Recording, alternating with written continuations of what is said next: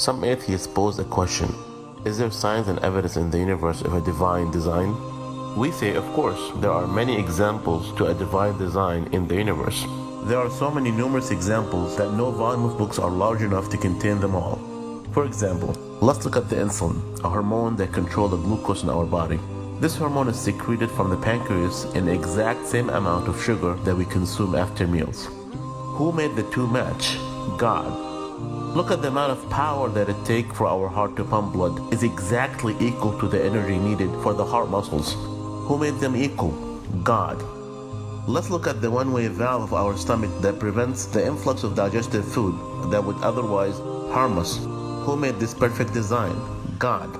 Let's look at the skull bones that are left unfused at birth so the baby can easily go through the birth canal without breaking its head. If these bones were fused prior to baby's birth, it would be impossible for the baby to go through the birth canal. These bones stay unfused until the brain is fully developed. Who made us develop in such way? God.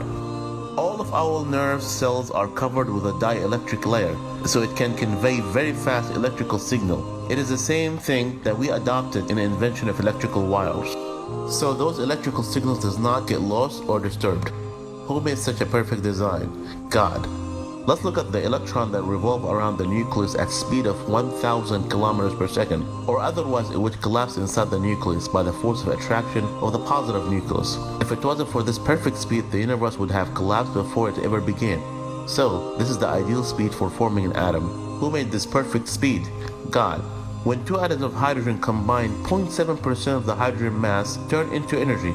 If this mass was 0.6 instead of 0.7, the proton would have not combined with the neutrons, and the universe would have remained in the form of hydrogen, and none of the other elements would have ever formed. If the mass converted to energy was 0.8 instead of 0.7, the fusion would have been too fast, which would lead to the disappearance of the hydrogen immediately from the universe, making life impossible.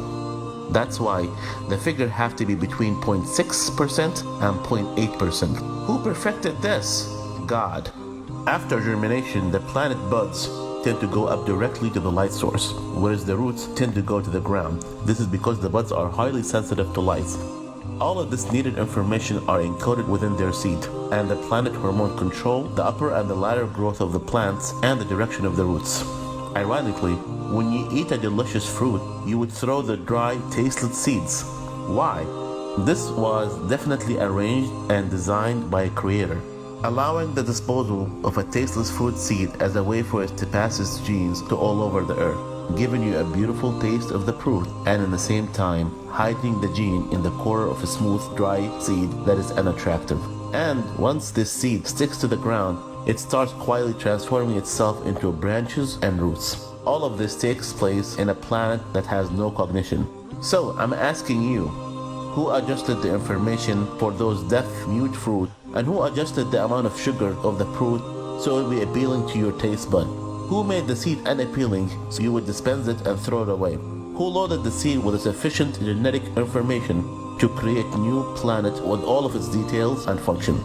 Allah subhanahu wa ta'ala says, "We did not create the heaven and the earth, and between them aimlessly." This is the assumption of those who disbelieve. So woe to those who disbelieve from fire. The more we ponder and look, the more we realize the design and the wisdom of this creation. If you have questions about Islam, ask a Muslim.